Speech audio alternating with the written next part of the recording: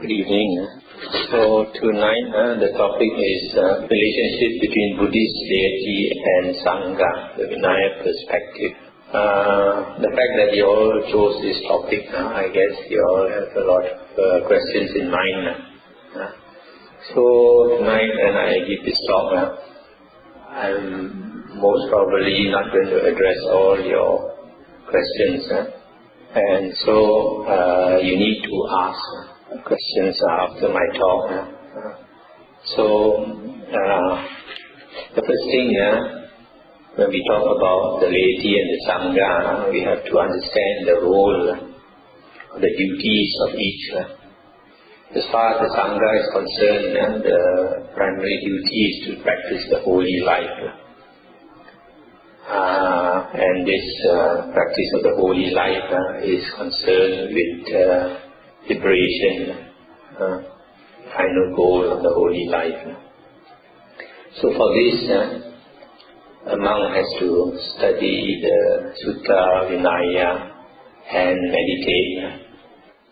And the secondary duty of the Sangha is to teach the Dhammavuddho, the teachings of the Buddha.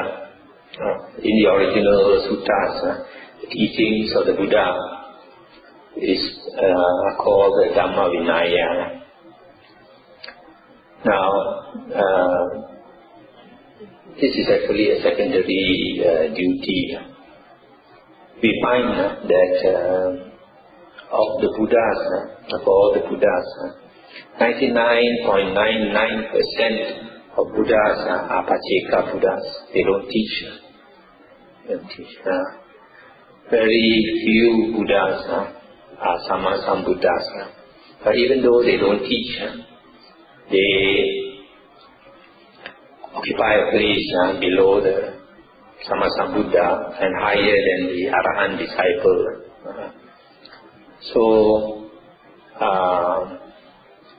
it shows that teaching is not the primary duty. Now, to practice the holy life, as I mentioned just now, the monk has to study the suttas, the Vinaya, and put it into practice, and to meditate, etc.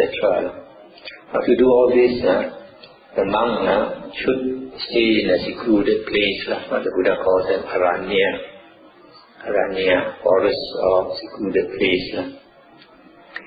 Otherwise, it's almost impossible for the monk to actually practice the holy life. That's why in one sutta in the Majjhima Nikaya called the Nagara Vindeya Sutta, Buddha asked the lay people, do you know what type of monk is worthy of respect? What type of monk is not worthy of respect? So they didn't know how to answer the Buddha. Then the Buddha said, a monk who stays in a secluded place, forest or cave or something like that, the Buddha said, such a monk is worthy of respect. Such a monk can be said to have finished his work, become Arahant, or is striving to attain Arahanthood. And why are they worthy of respect? Why is a monk worthy of respect if he stays in the secluded place? Because the Buddha says, there are no forms for him to enjoy, no sights, no sounds to enjoy, no smells, taste and touch to enjoy.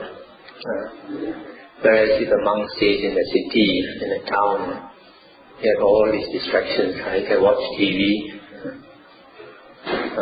and he can listen to music,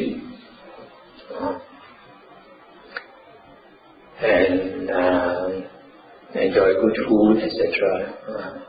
So the Buddha actually encouraged monks to stay in forest areas. That's why during the Buddha's time, almost all the monasteries were out of town, what we call forest monasteries.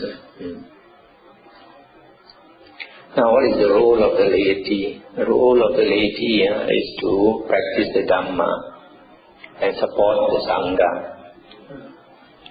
To practice the Dhamma, the layperson has to learn the Dhamma first.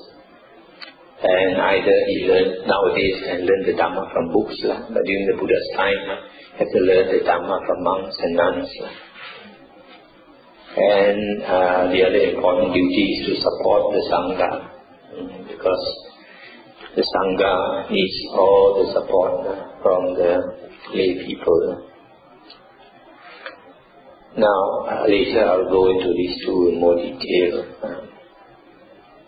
The Buddha said that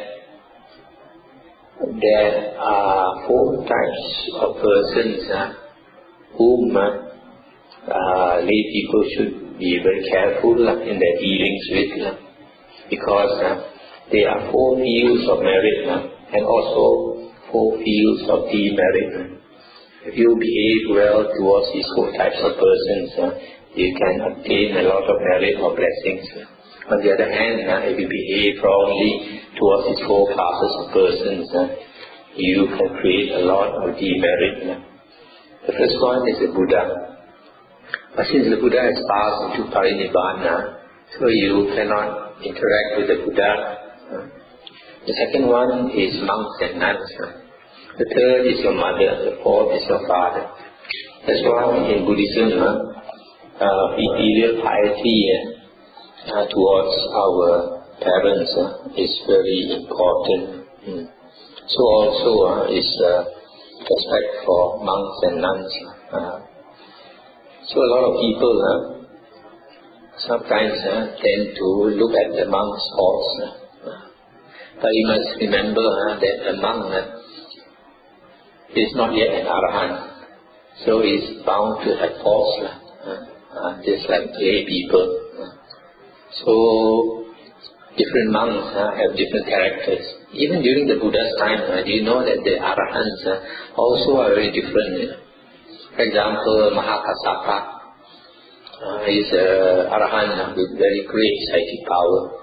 But his character is such that people don't like to come near him because he's very, he talks very straight. Sometimes he poke you with his words. He talks very sarcastic. But people like to go near Ananda because he is very gentlemanly, speaks kind words and pleases a lot of ladies also. So even arahants, you find that their characters are different. In fact, sometimes people like to put the Buddha on such a high pedestal, so high, and then they say that the Buddha has become so perfect that he does not have like human flaws, human characteristics. But it's not true. You look into the Sutta, the Buddha also has his ways, his behavior. Like for example, sometimes when he speaks Dhamma also, he crack a joke. And then on the other hand, sometimes when he scolds, he also can be very heavy. Like when he criticizes the Brahmins, he likened the Brahmins to dogs. He said Brahmins are worse than dogs. So each one of us have our own character. So you have to understand. So what is important is not exactly the words, it's the heart that is important. At times a person can be very blunt, but his heart is in the right place. That's a good heart, so that is the most important. But if you only like to listen to sweet words, some people can speak very sweet words, but their heart is not good. So that type of person is your point.